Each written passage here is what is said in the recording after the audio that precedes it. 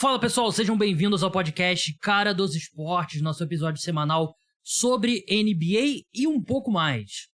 Eu vou conversar primeiro com meu amigo Vitor Buratini, jornalista, camisa 23. A gente vai falar sobre Ben Simmons, sobre Kevin Love, que foi dispensado pelo Cleveland Cavaliers. A gente teve algumas ideias ali de qual time ele poderia ir. E também vamos falar do All-Star Weekend, né? O fim de semana das estrelas, o concurso de enterradas, 3 pontos, o jogo. Vai tudo acontecer nesse final de semana. A gente falou sobre quem vai participar, nossas expectativas, o que a gente faria para melhorar. Então, um programa bem legal sobre NBA. Depois eu vou falar sobre Homem-Formiga, Quantum Mania, novo filme do universo Marvel, que saiu nessa quinta-feira. Acabei de ver, saí do cinema tem 1 hora, e tem takes, então vocês sabem que eu adoro o universo Marvel, sou fã, e sei que muita gente gosta também, então eu vou compartilhar aqui os meus pensamentos sobre o filme. Se você assistiu o filme, vai lá e escuta. Se não, quando você assistir, volta e escuta. No comecinho eu vou falar sobre, sem spoilers, minhas impressões gerais. Depois entro com spoiler. Então é isso, vamos começar com a minha conversa com o Vitor Buratini. Buras, como é que você tá? Tô bem aí, animado pra esse All-Star Weekend, principalmente pra quando a NBA voltar depois, porque aí a gente deve ver Kevin Durant do Suns, enfim, vai ser talvez um mundo diferente. Já entra na reta final, né, da temporada, né, que muita gente encara a primeira metade e a segunda metade, mas são o quê? 55 jogos antes do All-Star Weekend? 50, então não é bem, né, você entra na reta final, né, depois do fim de semana. Vitor Buratini, Buras1313 lá no Twitter, camisa 23, todo mundo conhece, que você escuta aqui, todo mundo conhece. Excelente entrevista com ninguém mais, ninguém menos que Rick Barry, um dos grandes jogadores da história da NBA, um dos caras mais subestimados da história da NBA. Acho que o que joga contra ele é que a maioria das pessoas não gostavam dele. Sim. Mas uma grande entrevista, Vitor. Parabéns pra quem não assistiu ainda lá no YouTube, né? Pô, muito obrigado. Quem quiser ver, tá lá no YouTube do Expor Tudo, né? Fiz aí uma entrevista de 1 hora com o Rick Barry, é um cara sensacional, contou muita coisa interessante aí. Quem não entende muito de NBA ali da década de 70, vale muito a pena ouvir. Foi a primeira grande... Quer dizer, acho que dá pra dizer, o primeiro grande ídolo do Golden State Warriors, né? Eu acho que sim. Que antes o Warriors chegou a ganhar 2 títulos, mas naquela época, tipo, década de 50, sabe? Então, não era um negócio gigante. Até o Curry, acho que ele era o melhor jogador da história do Golden State Warriors. É o cara que bateu o lance livre ali com underhand, né? Jogando a bola de baixo pra cima. E uma figura bem polêmica, brigava muito. Então, uma baita entrevista, vale a pena conferir lá. Mas vamos entrar nos assuntos do dia. Vamos começar por Ben Simmons.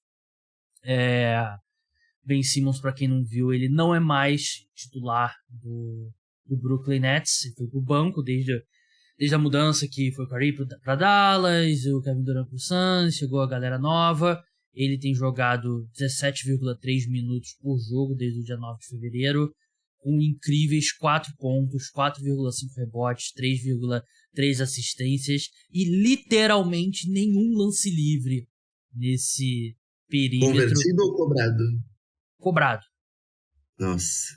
É assustador o que o Ben Simmons tornou. E eu dei uma pesquisada boa nessa semana, porque eu fiz um vídeo sobre o Ben Simmons, né, o que aconteceu com ele e tal. E assim, é assustador porque a pior das hipóteses quando ele saiu do 76ers pros Nets era: pelo menos você vai trazer um defensor dos melhores da NBA, talvez o melhor defensor da NBA. Era assim que a gente via o Ben Simmons antes do hiato da carreira dele. Ele não é mais esse defensor. Ele tem clipes, tudo bem que é o Luka, né? Mas o Luka passando fácil por ele, todo mundo passando fácil por ele não conseguindo segurar nem debaixo do garrafão. Ele não é mais o mesmo atleta. Porque ele, com todas as deficiências dele no 76ers, ele era um atleta absurdo que conseguia atacar a cesta, mesmo sem muito repertório ali de bandeja e tal. ele conseguia pular por todo mundo, conseguia enterrada e tal, e ele não tem mais esse atleticismo, então ele é um 0 no ataque, e ele ainda é um bom defensor, acho que é um cara que razoavelmente se move ali e tal, mas não é nem de longe o que ele era, e é alarmante, Vitor, é alarmante ver o que o Ben Simmons se tornou.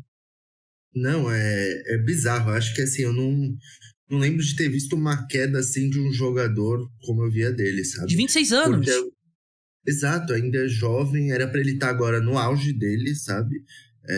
E é uma coisa assim que a gente vê muitas vezes, assim, o cara que sofre uma lesão grave, ele pode não voltar pro nível inicial que ele teve quando retorna da lesão, isso é super comum.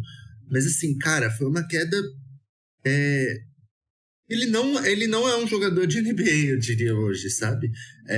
Porque é o que você falou, Ben Simmons, ele quando foi trocado do Sixers, eu imaginava que ele entregaria ainda a defesa, que ele entregaria ainda rebote, que ele ainda entregaria o playmaking dele, que era muito bom. Assim, a única coisa que eles esperavam a gente não pode esperar que esse cara pontue, porque isso nunca foi característica dele, ele não mostrou nenhuma evolução, e vai ser assim pelo visto. Tudo bem, sabe? Tipo assim, tudo bem naquelas, né? É ruim. Mas ele conseguiria contribuir em outras coisas. No Nets, ele não contribui em absolutamente nada. Ele não contribui na pontuação, porque ele não é um cara agressivo, ele não ataca mais o aro. Teve vários clipes, se você pegar e ver dele fazendo coisas que ele fez no Nets, similares ao jogo contra o Hawks ali, que ele passou a bola pro Thybulle, sabe? Tem momentos em que ele tá ali embaixo da cesta, ele prefere passar a bola pro perímetro, ao invés dele tentar fazer a cesta fácil ali. Não tem conseguido defender, como você falou. É um defensor no máximo, acho que hoje, ok, sabe? Ele não é negativo nesse lado da quadra, porque é muito difícil para ele, mas ele é ok. Então, assim, tá a milhas de ser o cara que era um All Defense Team, finalista pro prêmio de defensor do ano. Não é mais o mesmo playmaker, não tem mais essa capacidade de criar ali, às vezes, em meia quadra. Então, assim, o Ben Simmons é basicamente inútil hoje. É triste a gente falar isso, né? Porque, pô, o que esse cara era 3 anos atrás é absurdo. Era comparado com o LeBron James, quando começou a trajetória na NBA. E hoje ele não consegue fazer nada em quadra. O Nets, que é uma equipe que, teoricamente, não tem mais superestrelas, que ninguém sabe aí se vai caminhar ou não para um rebuilding um pouco tempo, não tá utilizando ele, porque ele simplesmente não ajuda. Então, é triste demais porque, assim, pra mim não é nenhuma questão física, sabe? Eu tenho pra mim que é 100% psicológico, que ele tá, assim, com a confiança ridiculamente baixa, e eu não sei se isso vai voltar um dia. Só uma correção, ele tentou um lance livre nesse período. E obviamente errou. Foi no jogo contra o... Não, apaga tudo, ele não tentou nenhum, porque o que ele tentou foi o último jogo dele como titular, né, contra o Phoenix Suns. Então, ele tava certo, ele não tentou nenhum, errou o lance livre, inclusive, mas não tentou nenhum.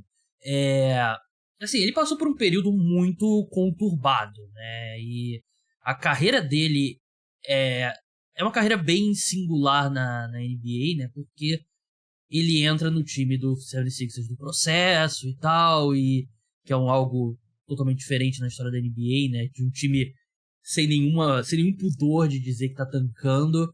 E aí tem o histórico de lesões do Embiid, aí ele entra no time, ele também não joga no primeiro ano, aí ele é calouro do ano, não tendo... Ele acabou sendo eleito o calouro do ano, né? Que teve aquela história que ele foi no segundo ano, agora eu tinha ficado em dúvida se ele no final venceu. Ele derrotou o Donovan Mitchell. Donovan Mitchell. Isso. Enfim.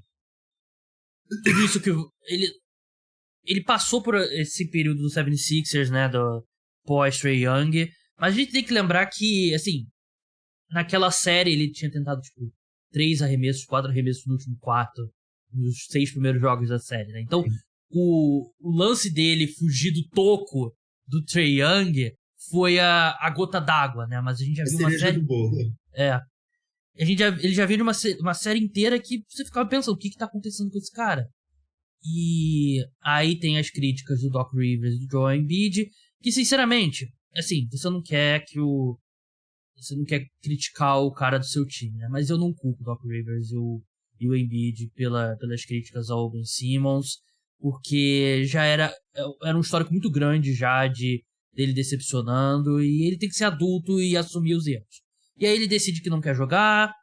Eu tava vendo, tem história fora de quadra, uma história com a irmã dele lá, que fora de quadra acho que não vale a pena tanto entrar em profundidade. E aí ele é trocado pros Nets, ele alega uma lesão nas costas, né, que não tem como dizer que é falsa, claro que não, né, mas quando o cara fica um tempo sem jogar, isso contribui pra você ter outro tipo de lesão, e ele volta. Não é que ele não evoluiu, né? Ele piorou, né? Ele piorou muito. Fisicamente não é mais o mesmo cara e eu não sei se ele vai voltar a ser um dia. Você me dá duas opções. Ele voltou a ser o cara pré-2021 ou ele tá fora da NBA em 2025, eu vou de segunda opção, sem dúvida. Com certeza. Assim, se o Ben Simmons volta a ser o que ele era pré-2021, porra, 30 equipes querem ter ele, sabe? É All-Star, é All-Defense, é um cara, uma máquina de triplo-duplo, beleza, tem seu problema ali de não conseguir pontuar, mas, pô, compensa em agressividade, essas coisas. Mas ele não tem essa agressividade, sabe? Eu acho que essa agressividade é algo que é muito... pra mim, totalmente psicológico isso, sabe? Essa questão dele receber a bola no garrafão ali e ao invés dele virar já pra pontuar, ele já olha pro perímetro pra jogar a bola. Porque ele tem medo de ir pro lance livre, ele tem medo de sofrer falta e e ser humilhado, não sei. Cara, eu acho que é o que você falou assim, ele é adulto, meu, sabe? Ele tinha que aceitar as críticas, porque, pô, essa evolução dele era algo que se cobrava desde que ele entrou na liga, porque esse é um problema que desde que ele entrou na NBA, ele nunca teve um lance livre confiável, nunca teve um arremesso, ele só foi ter, sei lá, a primeira bola dele do perímetro no segundo ano, algo assim, não lembro exatamente. Então, assim, as cobranças eram naturais, ainda mais ele ganhando o que ele ganhava, ele sendo a promessa que ele era.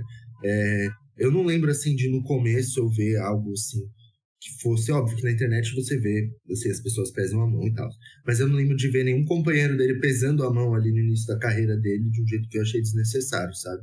Acho que isso nunca aconteceu. O Embiid sempre, no começo ele foi sempre muito companheiro, eu diria, né? Uhum. Sempre falava que os dois davam pra jogar juntos, porque as pessoas levantavam essas hipóteses que não davam. Então, assim, é muito complicado, porque o cara ele ganhou 80 milhões nas próximas 2 temporadas, né? O valor de mercado dele hoje é nulo.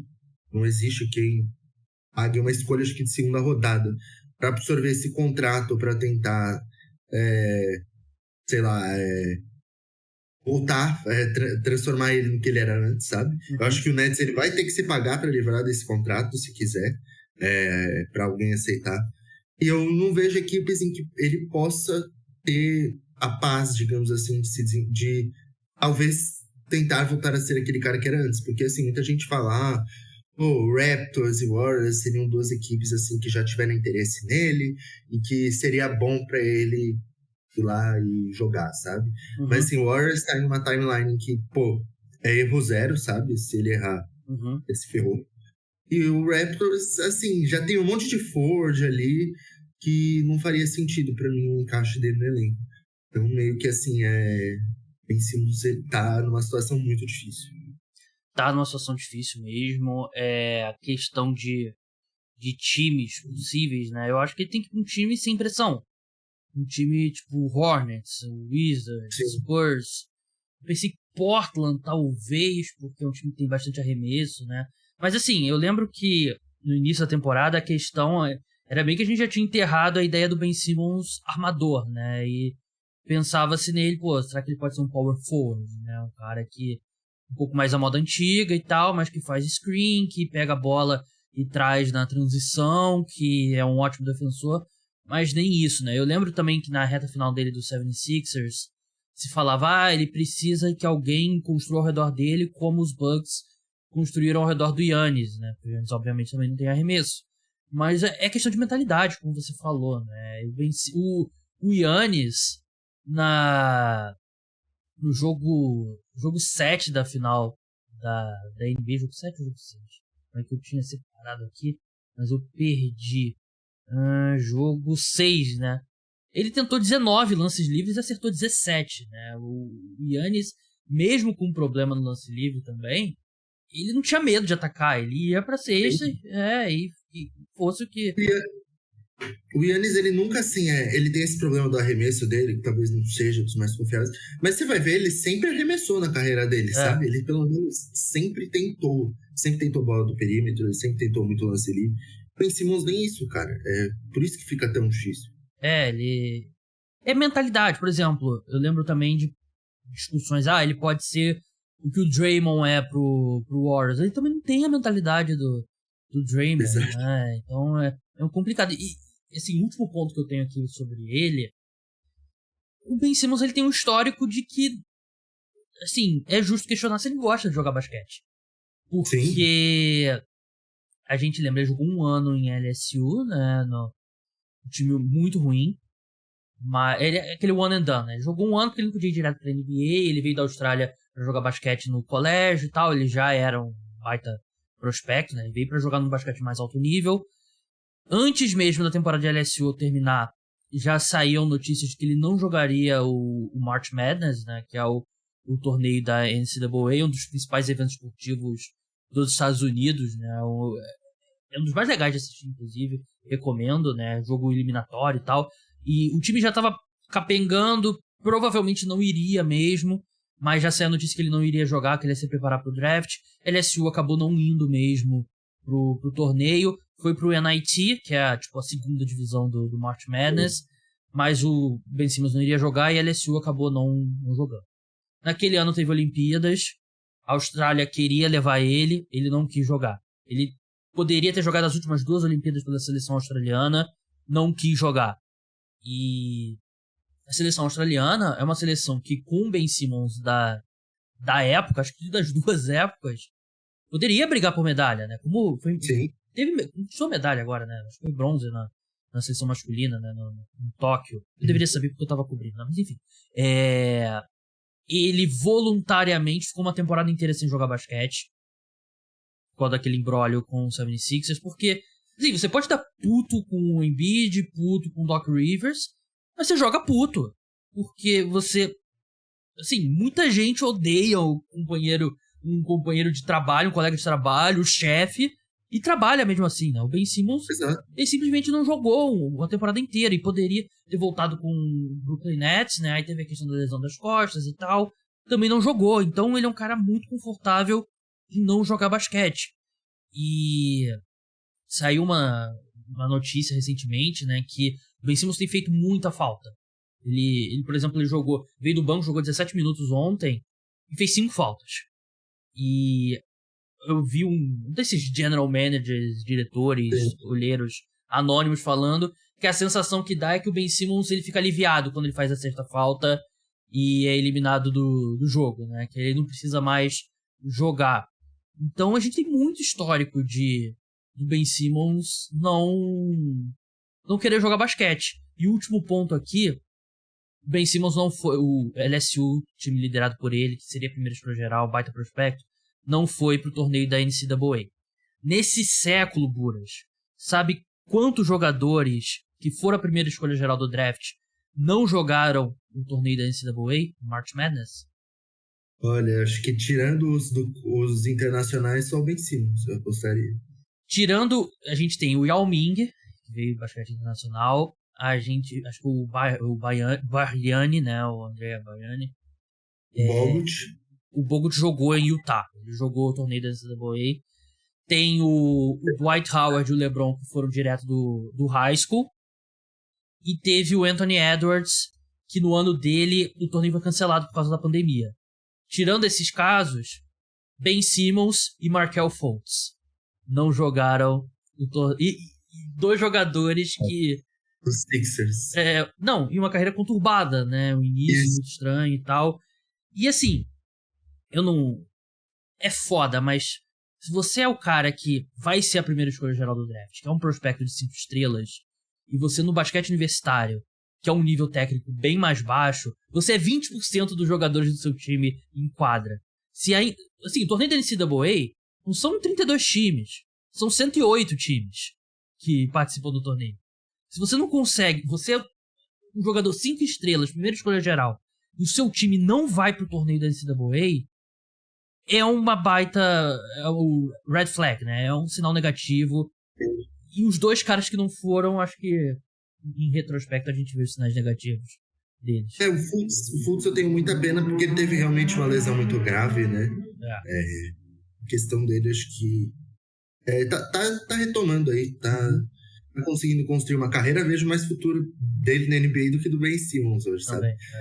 E cara, o complicado acho do Ben Simmons, assim, porque ele é um cara que ele não assume responsabilidade por nada, sabe? Sim. Ele deu já, sei lá, 200 entrevistas depois daquele lance contra o Hawks, né? Deu, acho que uma até pro J.J. Redick, e ele nunca admite que ele errou ali. Ele sempre fica tentando justificar, falar, não, é que eu tal coisa fiz, etc. Cara, não tem justificativa, simplesmente você errou e ponto. Assume, sabe? Teve tanto jogador já da NBA que errou em um momento importante, só que ele não consegue assumir isso. Então, acho que isso também é algo que vai brecar muito, talvez, um possível retorno dele ao bom nível. Porque ele não deve achar, sabe, que ele tá errado de alguma coisa, entende? É um cara que ele tem que, sei lá, ficou um tempo afastado da NBA, de repente o Brooklyn Nets não consegue trocar ele, afasta ele, e ver se a ausência faz ele voltar a amar o basquete, né? Se ele amou basquete algum dia, né? Ele não parece ser um cara que gosta, e ele precisa ajeitar essa parte mental dele, né? Porque eu consigo ver aí um cenário que, assim, ele se recupera um pouco mais fisicamente, e ele pode ser, sei lá, um power forward, joga 25 minutos por jogo, que defende bem, que se esforça na defesa, que puxa fast break, enfim. Mas ele não parece ter a mentalidade para ser esse tipo de jogador. Realmente é bem triste essa fase aí do Ben Simmons. Então, sobre o Kevin Love agora, né? O Kevin Love, ele acertou com o Cleveland Cavaliers um buyout, né? Então ele tá livre no mercado para assinar com qualquer time. Para mim surpreende essa progressão, né? Que ele se adaptou muito bem como sexto homem na temporada passada, mas esse ano ele caiu muito de nível, tem 8,5 pontos por jogo, arremessando 35% de 3, até o número de rebotes dele caiu bastante, 6,8, né? Ele que no auge era um dos melhores reboteiros da NBA, jogando 20 minutos por partida só. O que aconteceu nessa reta final dele com o Cleveland Cavaliers, Buras? Porque pra mim ele sempre pareceu o cara perfeito pra vir do banco ali, pra jogar ou com o Jared Allen ou com o Evan Mobley. Eu também acho, assim, na última temporada a gente viu ali o Love, porque assim, o Love ele teve assim, os primeiros anos dele com o LeBron foram anos tranquilos, né? E depois da saída do LeBron, a relação dele com o Cass ficou um pouco conturbada. Teve aquela questão daquele jogo que ele parecia estar sem vontade de entrar em quadra. Mas isso acabou se ajeitando eventualmente, né? O que a gente viu foi ele muito bem na última temporada, sendo uma referência ali para os mais jovens, sendo um nome importante, vindo do banco de reservas. Mas, cara, acho que, assim, eu não consigo entender muito também essa queda de minutagem absurda que ele teve, né? E de desempenho, né? Porque o desempenho no começo da temporada, essa foi muito ruim. Como a gente viu aí, ele tá arremessando menos de 40% nos arremessos de quadra, menos de 36% no perímetro. Enfim, para um cara que ganha tanto dinheiro como ele, né? Ele ganha acho que 30 e poucos milhões. E já tá com a idade avançada, não é muito positivo isso, sabe? Eu acho que assim, o Cavs não tem, eu diria, grandes nomes para reserva ali no garrafão, né? Mas eles têm nomes que funcionam. Eles usam aquele Dean Wade, usam Lamar Stevens, que não são pivôs, né? São ali alas pivôs, mas que acabam correspondendo, ajudam a defender e etc, né? E você tem ali Jared Allen e Evan Mobley que podem jogar como 5 eventualmente. Então assim, se você tem eles juntos por 20 minutos na quadra, por exemplo, os outros 28 minutos você divide eles para ficar ali como pivô, né? Então, eu acho que o Kevin Love, ele acabou que ele não é mais tão necessário pro time, né? O fato dele não estar jogando bem ele fez com que ele saísse completamente da rotação nos últimos jogos. Ele nem entrou em quadra, em nenhum deles, acho. Nem garbage time, nem nada, assim. Então, acho que, assim, foi um acordo, eu diria que eu acho que foi um acordo meio que de cavalheiro, sabe? O Cavs, por saber de tudo que ele já fez pela franquia, decidiu deixar ele livre, porque ele vai ser free agent na próxima off-season. Falou, rescindiu o contrato com ele, já que ele não vinha ajudando tanto. E aí ele vai buscar aí, talvez, para uma equipe que ele vai ter mais espaço e que ele vai ter mais chance de ser campeão. É estranho mesmo, porque realmente faz sentido ser um acordo de cavalheiros mesmo, né? Mas essa reta final dele estranha com o Cavaliers, né? Eu achei que ele jogou tão bem. Foi meu palpite para sexto homem do ano antes da temporada, né? E até ele começou bem a temporada, mas é estranho. Ainda mais que não é um elenco com tantas opções assim. Eu sei que você citou alguns jogadores, mas assim, o Love é melhor. a versão, assim, não digo nem a auge do Kevin Love, né? Que ele já tá numa idade avançada, né? Mas o Kevin Love que a gente viu na temporada passada é útil em muito time, né? E segundo o Shams Charania, né? Você estava me falando, o Miami Heat é um grande candidato para ter o Kevin Love. E, assim, faz sentido, mas eu gostaria de ver o Kevin Love num time mais competitivo, cara. Eu gostaria de ver. Meu, assim, destino ideal pra mim seria o Golden State Warriors. Porque acho que o Warriors precisa de um cara ali com um perfil dele. Acho que ele seria muito importante na segunda unidade de Golden State. E até tem uma história engraçada, não, curiosa. Os maiores what ifs da história da NBA é que o Warriors queria trocar o Klay Thompson e o Draymond pelo Kevin Love, né? Antes do Kevin Love ir pro Cleveland Cavaliers, né? Ele acabou indo pro Cavaliers. E o que se disse na época que foi que o Jerry West foi absolutamente contra mandar o Klay Thompson na troca. O negócio foi... Ele era consultor do Warriors na época. O negócio foi desfeito e ele foi pro Cleveland Cavaliers, né? E se essa troca é feita, não tem dinastia do Golden State Warriors. Né? Sim. Não tem... O Draymond não era o Draymond ainda, e ele viraria ao longo do ano, principalmente quando o Bogut teve alguns problemas de lesão, né? Ele começou a jogar mais, e aí virou o que ele é. E o Klay Thompson, assim, Splash Brothers, né? Não tem o que falar. E agora ele chegar nesse estágio da carreira seria interessante. Mas algum outro time que você consegue ver um bom encaixe pro Kevin Love? Eu tenho um outro aqui, Buras. Olha, cara, eu acho que o Kevin Love ele encaixa em basicamente todos os contenders, assim, porque é o ala pivô, o cara alto que arremessa do perímetro. Pô, isso aí é valiosíssimo na NBA, né? A gente vê ali, Boston Celtics contratou um desses, que foi o Gallinari, lesionou.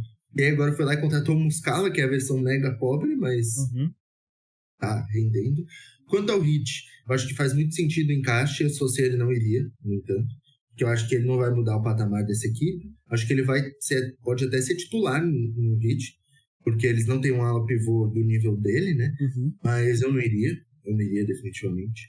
Warriors seria a minha escolha preferida, porque eu acho que em determinados momentos ele pode fechar o jogo ali com o Draymond, Wiggins, Curry e Thompson, né? Com o Draymond fazendo ali o small ball, pivô de small ball. Cara, outros destinos que eu acharia interessante pro Love. Eu acho que ele seria um cara legal no Denver Nuggets. Acho que seria bem bacana ver ele por lá. Lakers, obviamente, porque o Lakers estaria interessado em qualquer jogador bom. E eu acho que tem o fato dele e do LeBron serem bem amigos, né? Então, acho que eu duvido que o Lakers não esteja indo atrás dele no atual momento, né? E, cara, acho que são os únicos times que eu consigo pensar aqui. Quem você acha que seria bacana? Que eu acho que seria muito legal, mas eu acho que não vai acontecer, é o Sacramento Kings. Pô, seria bacana mesmo, hein, cara? Que eu acho que a experiência que ele traz, né, para um time jovem. Sim. E seria importante ali, né?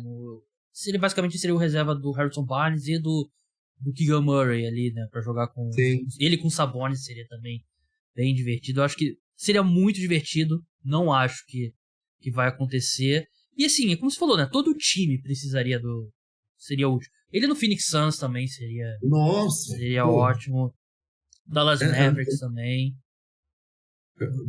Acho que assim, no Dallas Mavericks ele seria fundamental, inclusive, porque a equipe precisa desesperadamente de reforços para o frontcourt.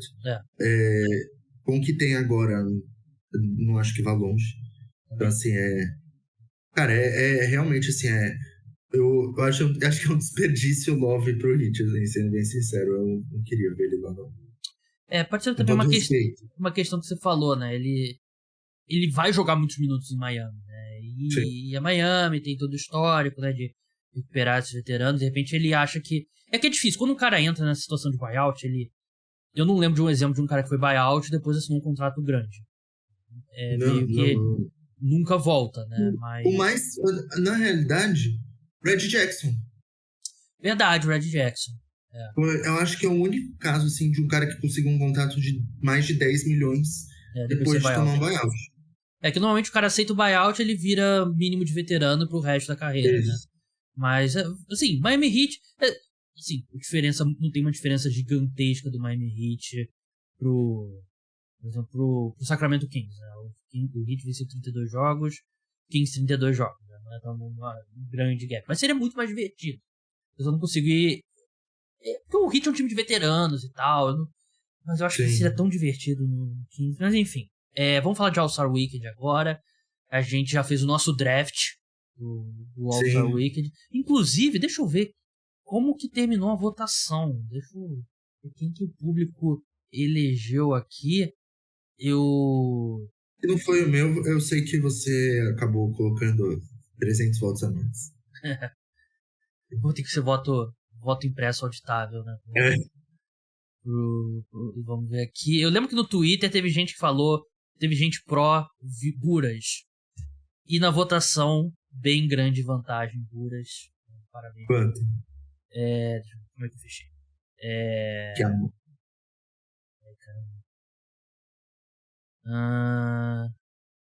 Putz, 83%. Meu Deus, que amasso. Teve a primeira escolha geral, não. Aí, foda. Eu ganhei o draft do Golim, então tô um dos últimos drafts no podcast. Mas enfim, a gente vai ter o All-Star Weekend.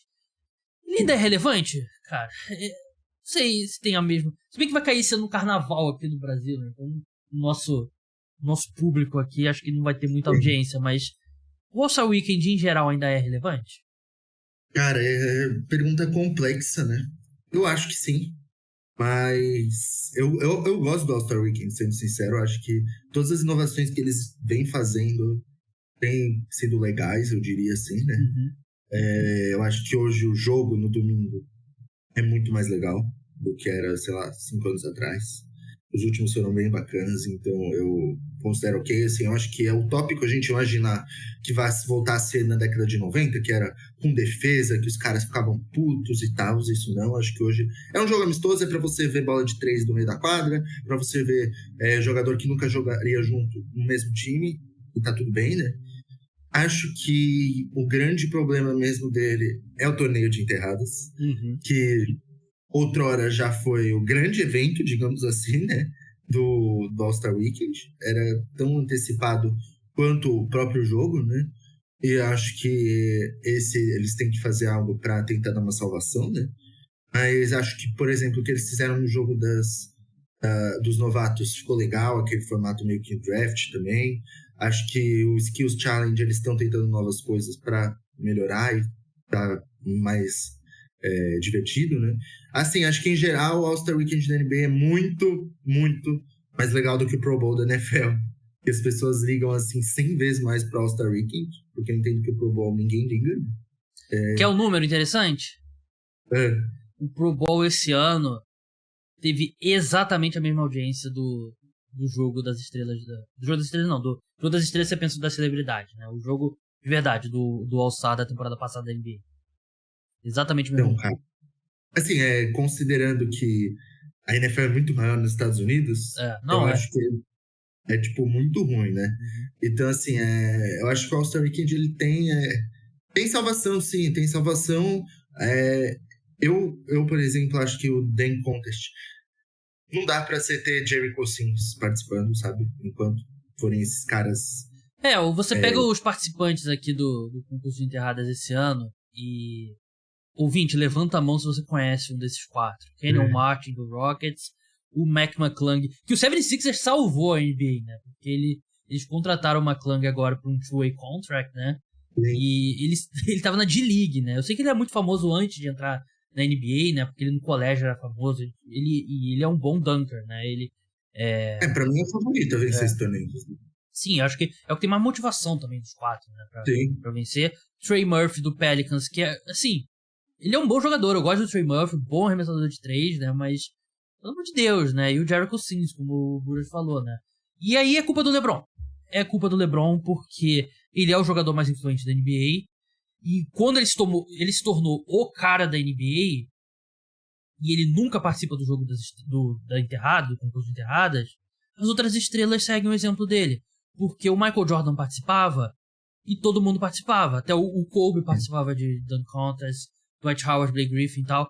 E aí o LeBron se torna o alfa da liga e você não vê mais nenhuma estrela participando, né?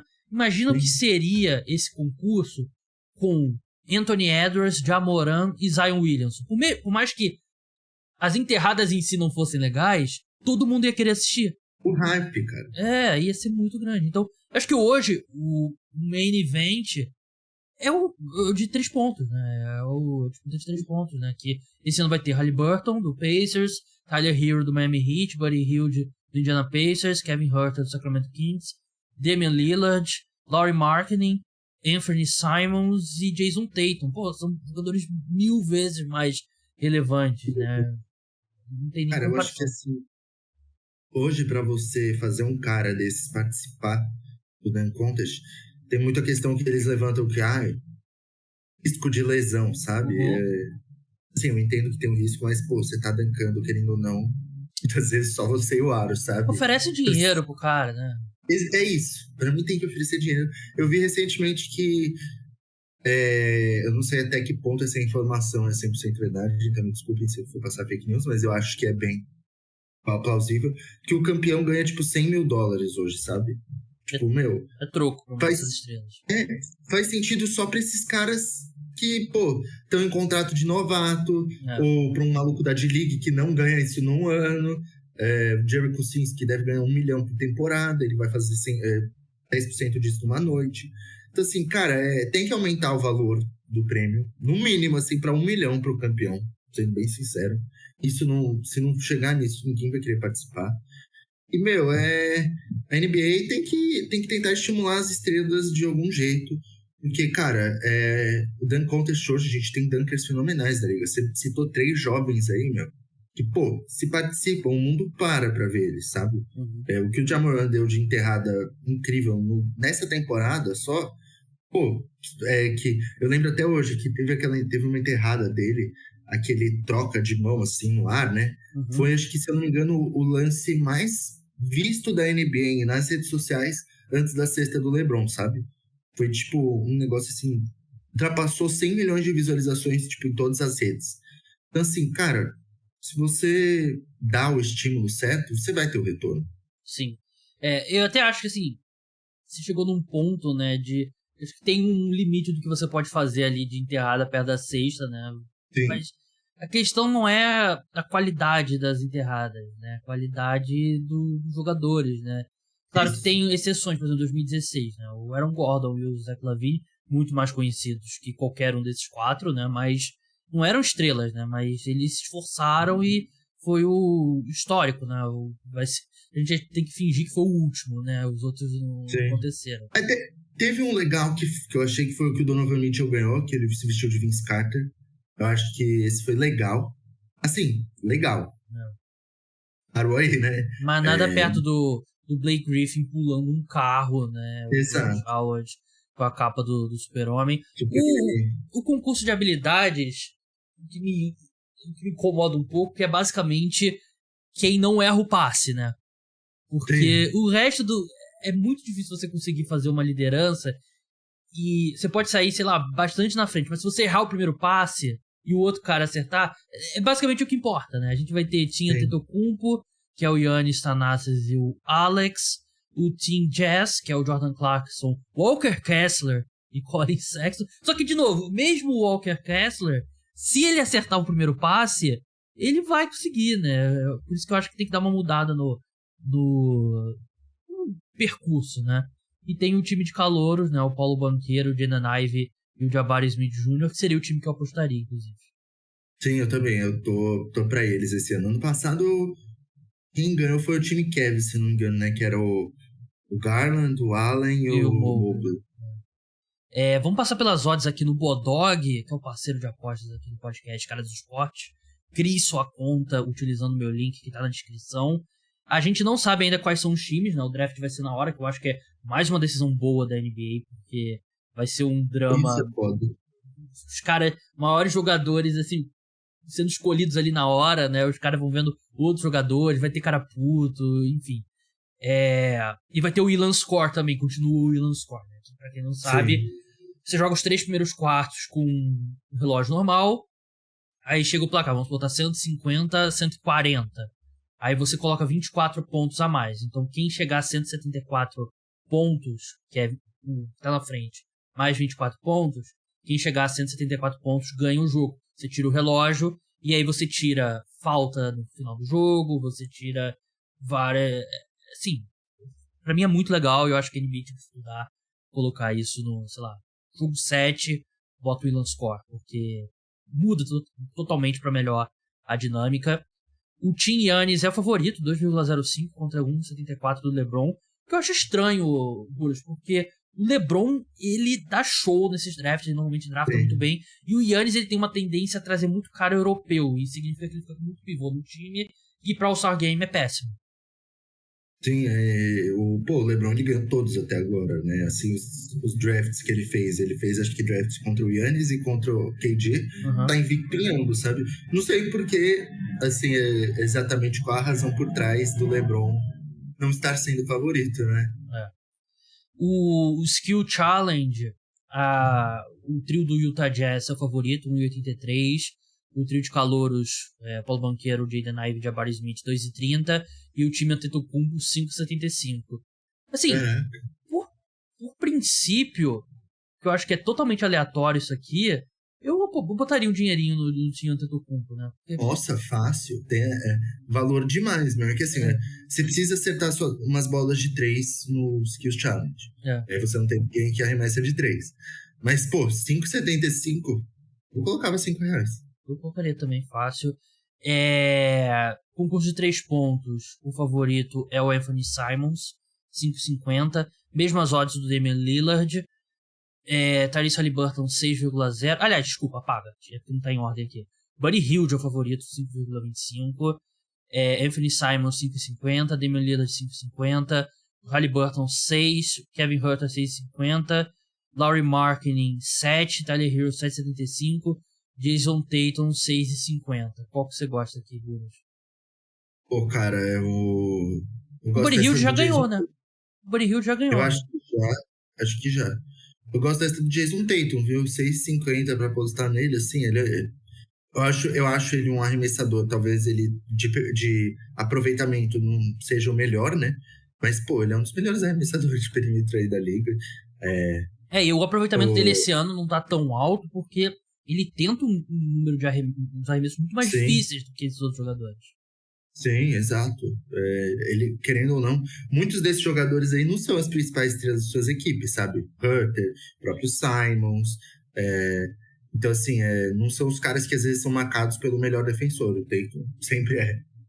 Eu acho que eu iria de Kevin Huerter. Eu acho que as odds 6,50, baita arremessador.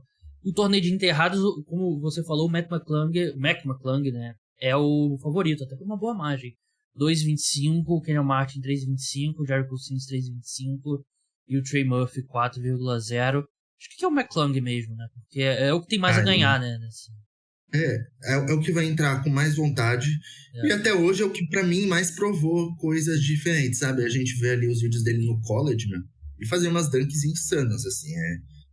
Negócio mesmo assim de show. Então, assim, o Trey Murphy e o Jericho Sims são dois que eu descarto totalmente. Porque o Sims é um cara que ele faz muitas dunks atléticas, e isso a gente sabe que no All-Star Weekend não é tão exaltado, né? São dunks mais, como posso falar, plásticas. E o Trey Murphy, pra mim, é o pior dunker dessas. O KJ Martin, ele é bom, mas assim, eu ainda coloco o McClung como favorito. Eu pesquisei aqui rápido, diz que a altura do Mac McClung é 1,88m, não tem 1,88m nem aqui, nem na China, né? Ele é bem mais baixo do que isso, só que ele tem uma impulsão realmente absurda. E eu achava que ele ia conseguir alguma coisa na NBA, porque ele é um bom pontuador, não só um dunker, né? Ele é um bom pontuador, ele tem limitação por causa do tamanho como defensor, né? Mas Enfim, a última categoria que tem aqui é que você pode apostar quem vai ser a primeira escolha geral do draft lá no dia, mas não tem todos os jogadores, porque eu queria apostar no Kevin Durant, porque eu acho que se for o LeBron, eu acho que ele selecionaria o Kevin Durant, mas os que tem aqui, a gente tem 10 jogadores aqui que eles colocaram antes. Se não for um desses 10, aí o dinheiro que você apostar você pega de volta. Doncic 3,0, Embiid 5,0, Kyrie 4,50, Jamoran 9, Jokic 6,50, Tatum 5,50, Donovan Mitchell 11, Markkanen 41, SGA 41, Anthony Edwards 41. Eu acho que o Kyrie Irving, se for o LeBron, e a gente sabe que o LeBron gosta de um drama, eu não duvidaria ele escolhendo o Kyrie primeiro. Cara, e se for o Giannis, eu aposto que ele seleciona o Jokic, sabe? Esses 6,50 aí pro Jokic, pô, o cara tá com triplo-duplo de média. Peraí, o Kevin Durant, eu lembro um tempo atrás, agora eu tô em dúvida, ele não vai jogar? Não vai. Inclusive eu ia fazer essa questão, por isso ele já foi descartado. É porque eu lembrava que ele dizia que ia jogar e eu não vi. E tem 10 jogadores justamente porque só pode ser os titulares, né? Provavelmente. Sim. Então tá explicado. Eu achava que... Eu não vi essa notícia que o Kevin Durant não ia jogar. Eu achava que ele ia voltar pro All-Star, então apago o que eu disse. Mas eu acho que o Kyrie seria uma boa, né? Sim. O drama, né? Que o LeBron não gosta, né? Acho que ele, se for o Giannis aí... Sei lá, o Embiid pode ser uma boa com o Giannis, né? Porque, como eu falei, né? Ele tem uma tendênciazinha a selecionar o cara internacional. Mas é isso, sigam lá o Buras no @Buras1313. Vitor, muito obrigado pela sua participação. Até a próxima. Muito obrigado aí, Gabi. Sempre um prazer estar por aqui. Que o All-Star Weekend seja melhor do que a gente está imaginando. Até a próxima.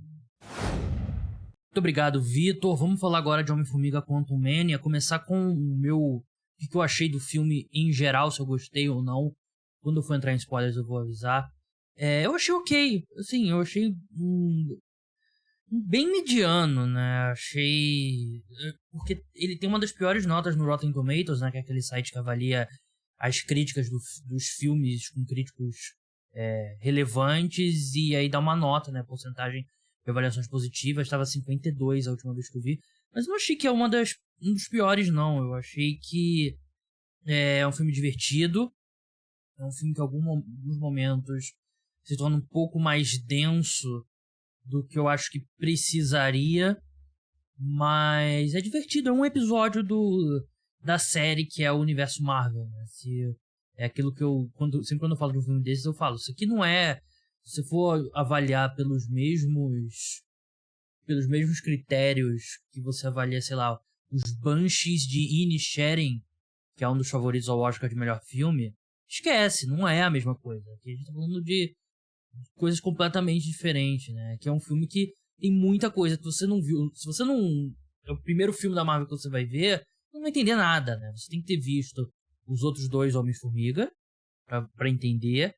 E você tem que ter visto Endgame, né? Infinity War e Endgame, né? É o mínimo pra você entender esse filme. Mas eu acho ok, assim, nota 5, 5,5... 5,5, 6 ali, sólido. Eu tenho aquele meu ranking, né, dos filmes que eu coloco em tiers, né? Tem 5 tiers, né? Tem a primeira que é Elite, segundo muito bom, terceira bom, divertido, mas nada demais, quarto, parte da história são ok, e a última, objetivamente, são filmes ruins. A última tem Homem de Ferro 2, Thor Dark World que é o 2, né? E Homem de Ferro 3. Parte da história são ok. Eu tenho o primeiro Thor, Guardiões da Galáxia 2, Viúva Negra, Capitão América, Thor, Love and Thunder e Quantumania. Eu tô... Talvez mude, coloque pra categoria de cima. Por enquanto tá na essa categoria, que são os filmes medianos ali.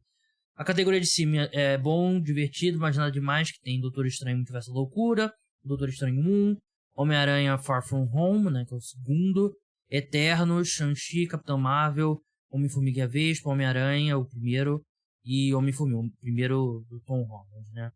A segunda categoria é o que são os muito bom, de baixo pra cima, Guardiões da Galáxia, Era de Ultron, Thor Ragnarok, o segundo Pantera Negra, né, Wakanda Forever, Homem de Ferro, Vingadores, Capitão América Winter Soldiers, o Pantera Negra 1, o terceiro Homem-Aranha, né, No Way Home, e o Guerra Civil. E aí na categoria Elite, Vingadores Guerra Infinita e Vingadores Endgame. Então esse é meu ranking pessoal dos filmes da Marvel. Agora eu vou entrar em spoilers, hein? Agora eu vou entrar em pontos concretos do filme. Gostei da atuação do Jonathan Majors. E assim como eu já tinha gostado no Loki, um ótimo ator. Só que eu detesto o Kang perder no final. Porque você tá tentando estabelecer o próximo Thanos. E o Thanos, você não mostra ele sendo derrotado por um Vingador sozinho e depois traz ele de volta, né? Eu sei que tem a Batalha de Nova York, mas não era bem o Thanos, né? Não era o Thanos que tava lá, mas eu não gosto de... Eu achei que eles estavam construindo um cara que... Um vilão realmente aterrorizante. E tava bem animado, mas aí ele perde no final. E aí... Por mais que as cenas pós-créditos, a primeira principalmente, tem aquela... o conselho dos Kangs, né? Dá a entender que tem 3 Kangs principais e toda uma arena lá cheia de Kangs, né? Que eles baniram o Kang do Quantum Mania, né? Eles baniram ele pro mundo quântico e eles descobrem que ele morreu e tal. Então, termina com a cena eles falando, eles estão mexendo muito com o multiverso. Eles, que eu presumo são os super-heróis do universo principal, né? Que é o 616, se não me engano. A gente precisa fazer alguma coisa, né? Então, anda bastante a história nesse ponto. Mas por mais que tenha outras variantes e dê a entender que tem aquelas 3 principais que são as chefes, né? Então, creio eu, mais poderosas. Você já viu o Kang ser derrotado por um exército de formiga. Então, eu não sou...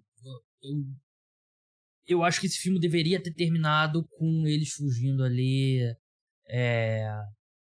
assim, no último segundo. E aí a cena pós-crédito é ele... Porra, vamos lá atacar ele, sei que, algo do tipo. Eu não leio os quadrinhos, eu não sei as referências, mas eu sei que o universo Marvel cinematográfico não se prende ao que acontece nos quadrinhos, então não fui muito fã desse final. Eu achei legal que e aí já puxando um pouquinho da segunda cena pós-crédito, aquele conselho, né, e aquelas infinitas versões do Kang, eles estão ali porque a Sylvie, né, que é a variante do Loki, matou o He Who Remains, né, no final da primeira temporada de Loki, né, e ele fala que ele unificou a linha do tempo, né, eliminando as linhas do tempo que saem do eles têm um termo, como é que é, a linha do tempo sagrada, e aí, sem ter ele lá nesse posto, começa várias diversificações, né? Vários branches, né? E ao que leva a crer é esse... Por isso que existem tantas versões diferentes do Kang, né? Nesse filme. E a segunda cena mostra... tipo, a vibe é meio que... Não sei se vocês lembram no Way Home, a cena pós-crédito do Doutor Estranho é basicamente um trailer do... É o trailer, né? Do Doutor Estranho Multiverso da Loucura, e a gente lembra também... Eu não lembro qual filme foi, né? Mas tem um filme da Marvel que a cena pós-crédito é uma cena do Guerra Civil. Isso acontece com alguma frequência, né? E isso é uma cena da segunda temporada de Loki, né? Que o Loki, pelo que deu a entender, ele tá atrás das variantes do Kang, né? E ele e o Owen Wilson aparecem.